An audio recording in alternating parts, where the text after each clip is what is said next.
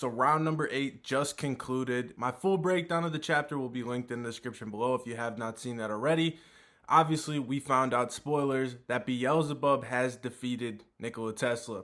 He won by piercing the heart of the smartest scientist in human history. I gave my full thoughts on the outcome, on the conclusion. Did I find it satisfying? Did I like it?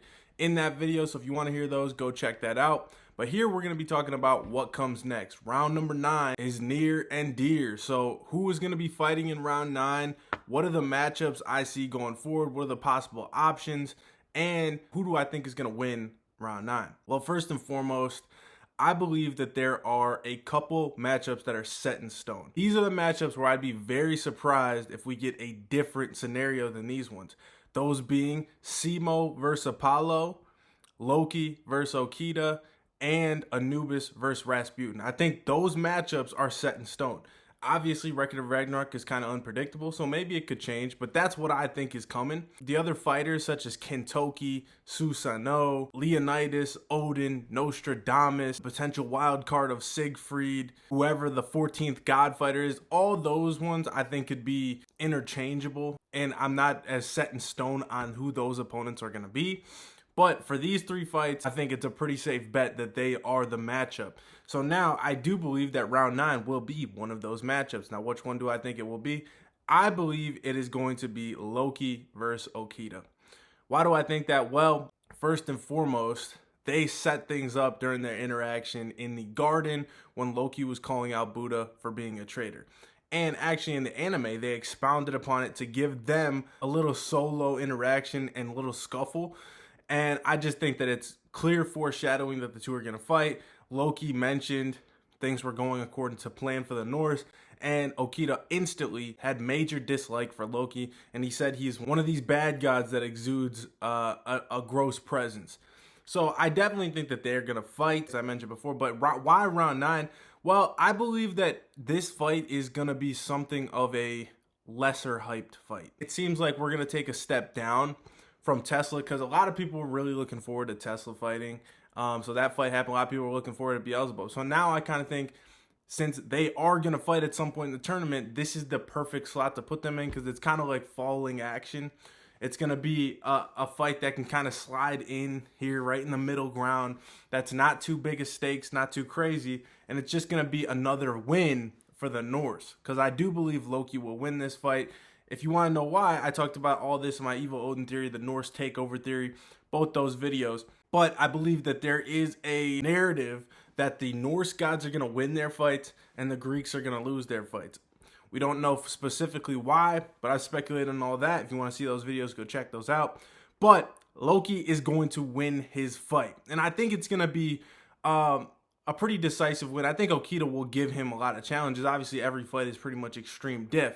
But expect this one will probably be a very underrated fight. And I could see a lot of people, if this gets announced, being a little disappointed, because I know there's a ton of hype on Simo. There's a ton of hype on Odin. Leonidas, of course. Rasputin has a ton of hype. Anubis, a lot of people want to see. So this fight is kind of like the characters that people are least hyped about. So I think it's best to get it out the way right now, after we just got a big payoff with Tesla and Beelzebub. Let's move on to Loki Okita, and hopefully they have a banger ass fight that's super underrated, that gains a lot of praise. I, for one, am very interested and intrigued as to how Okita's fight is going to go. If you guys have noticed, Okita is always flanked by Kondo, his commander. If you guys actually didn't notice, I originally at the beginning thought Kondo was like his bodyguard or right-hand man. I thought Okita was like the chieftain. But no, it's actually not the case. If you watch, he actually asked Kondo for permission to fight in the garden.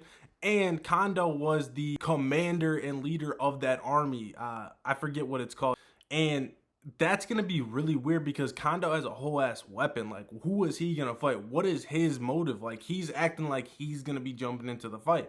So are they maybe going to do a tag team fight? I mean, Kondo's not on the roster, but things are looking weird. So what do you guys think Kondo is going to do? And is he going to have something to do with this Loki Okita fight?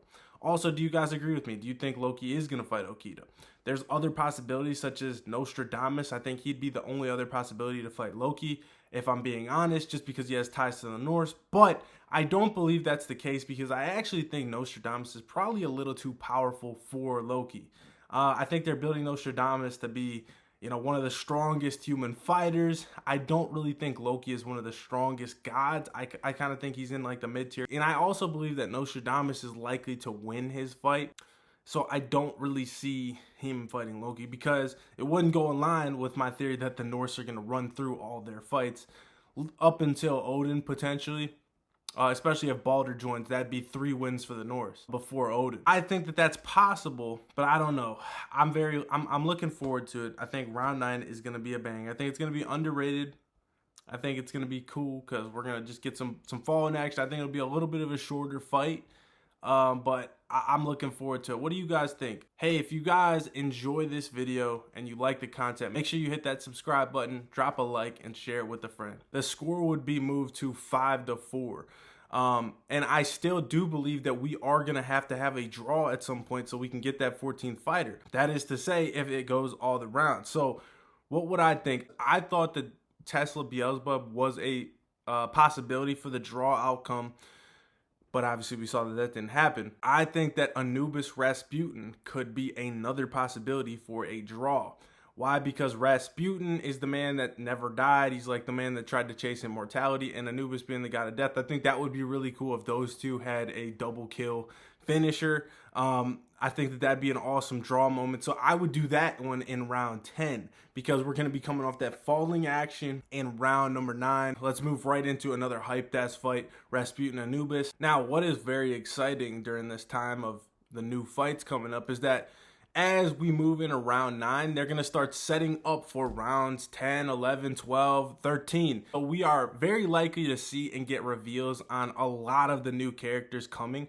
That might be the most hype part about all of this. You know what I'm saying? Like, so if we get the Loki Okita fight, expect a big reveal during that fight. We'll definitely find out about one of the newer gods. And honestly, if Loki goes into the fray, that could be the opportunity to introduce another Norse god. If you guys saw my theory on who the 14th fighter would be, I mentioned that there's a high possibility that Balder could play a role in Ragnarok. Now, I would love to see Balder introduced during this fight. I think it'd be pretty damn awesome, especially considering that in Norse lore, the two are pretty synonymous, as Loki was the reason that, Balder could lose his immortality. And I think that it'd be pretty damn interesting. And obviously, it's going to be super interesting to see Odin's reactions throughout Loki's fight. I expect them to be pretty stoic, but we're going to get some nuggets of information. Now, also, Beelzebub is out and free. He is definitely going to be very wary of the Norse. We already kind of saw this tease. Expect an interaction with Adamas as well, because we obviously saw the Beelzebub was on Odin in the previous moments. But my whole thing was I thought Tesla was going to have such an effect on Beelzebub where he was going to eliminate the Satan curse from him. Beelzebub was going to be the last man standing and still win the fight. But I thought it was going to be a moment where Tesla lost the fight, but he won a super powerful ally for the humans. Whereas he moved Beelzebub, earned the respect of Beelzebub, and now Beelzebub wants to help the humans. That's where I thought it was leading to with him and Odin's beef, but now it doesn't seem like that's the case. So now we're kind of back to square one where Beelzebub does still want to die. So is he really going to care too much about what Odin's plotting? I think that he's still going to be a thorn in the side, and I think he's still going to be wary, but I don't really think he's going to be siding with the humans anymore. It kind of is setting up Beelzebub to potentially just take over the underworld. At this point, they kind of, in that unofficial translation, it said he was the strongest god of the underworld right now. If that's true and it holds firm, he probably should be the kingpin, taking over for Hades, the one he admired, the one he revered, the one he fought for and won for. So he definitely could become a major factor going forward. Obviously, we have all the stuff with Buddha recruiting Siegfried. We'll probably get some information on Siegfried soon as well. It's been a while since they mentioned that, especially if the Norse get back involved. Expect something to go down with Siegfried. She don't do it with no hands, she a master. If they question how I get it, I got answers. Like, well, she got me tripping like